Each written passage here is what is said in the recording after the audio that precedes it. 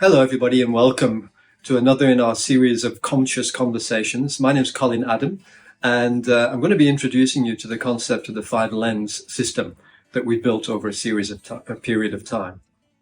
It's centered on the Enneagram model, which I introduced in a previous session very briefly.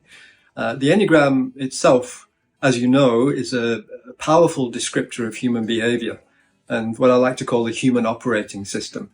Because it doesn't only describe behavior, but it gives a strong indication as to the why of behavior, what motivates the pattern of behavior that we have. And as you know, it describes 9 styles of operating. Some people refer to them as personality styles. And it gives strong indication as to what we fear, what drives our fears, what we're attracted to, our worldview, our motivations, and our characteristic patterns of behavior in different contexts. So it's a very powerful model of behavior, human behavior. What we've done in the 5 lens system is to add to that 4 other lenses, which are not especially separate from the Enneagram, but they're aiming to tease out certain granularities of each of these Enneagram styles and to give a more detailed perspective on each of them. So the first of these is what we call personal mastery. It's derived from the work of Peter Senge. And what we've done there is to break that down or to identify 6 component parts to it.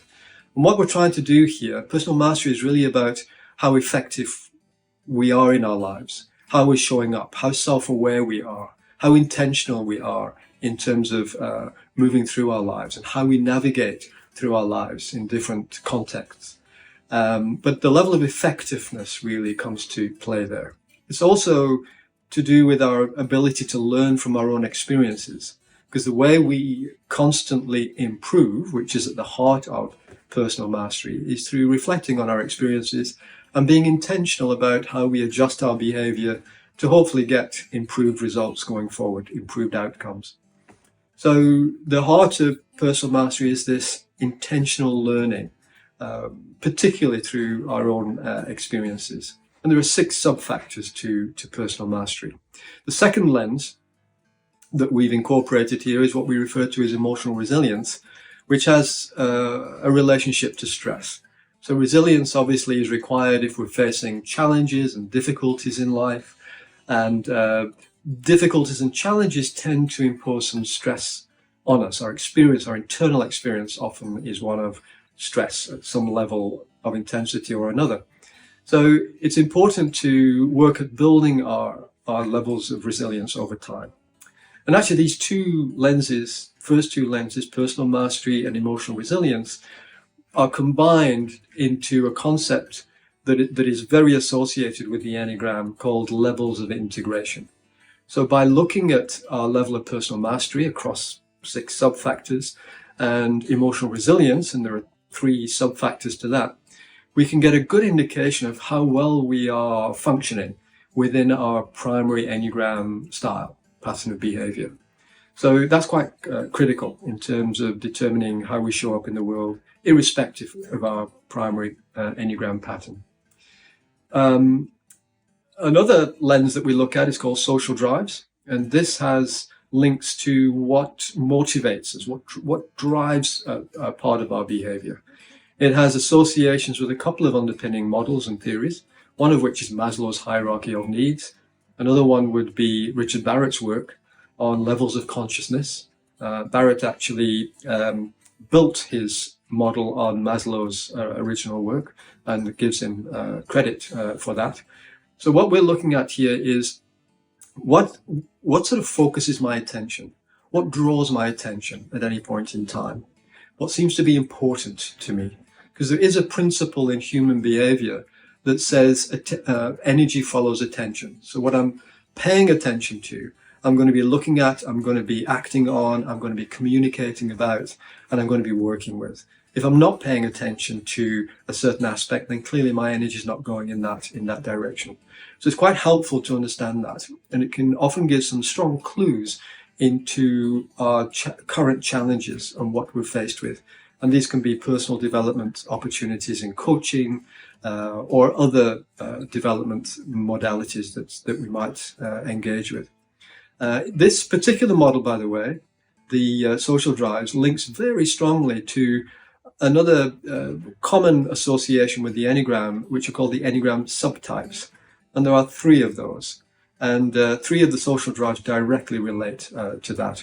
That's the drive to survive. That's the drive to affiliate, which talks about close relationships, more intimate connections with people. And the what we call the social aspect, or as we've named it in the social drives model, the drive to achieve. We have a 4th level, which we call the drive to transcend, which is really about adding value, the greater good. And it's not a self-orientation at all, but more the philanthropic side and the giving back and leaving a legacy. And then the 4th lens is what we refer to as the energy centers. And these are 3 forms of intelligence that we all have. But we have a tendency to rely on 1 or 2 of these to the exclusion of others. So it's quite important for us to be aware that we do have access to these. One of these is what we call the intellectual center, or sometimes referred to as the head center. And this refers to the ability to be logical and analytical and use data, etc. There is the emotional center, which is more associated with the heart, which has to do with relationships and connecting with people and emotional intelligence.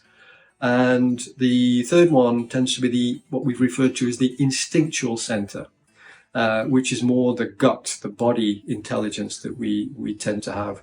The gut feel, it's in our everyday language, and our ability to make quick decisions when there is very little data to go on. And then, of course, the Enneagram is the 5th lens that we look at here. So we combine all of this together in this system, this 5-lens system, to provide very granular reports based on individual and team or group assessments that are done online, and a set of materials, resources, feedback reports are available for use either with individuals in coaching, counseling, mentoring type opportunities, or with groups and teams and leader development. So that is available within the 5-lens system as well. So please check out the 5-lens website at 5lens.co.za if you want more information about any of our work. We do run certification programs as well for coaches and others who are working in this developmental space, so that you can have access to our materials and the 5-lens assessments and reports, etc. So look forward to connecting with you very soon. Check out our website, and we'll see you in the next session.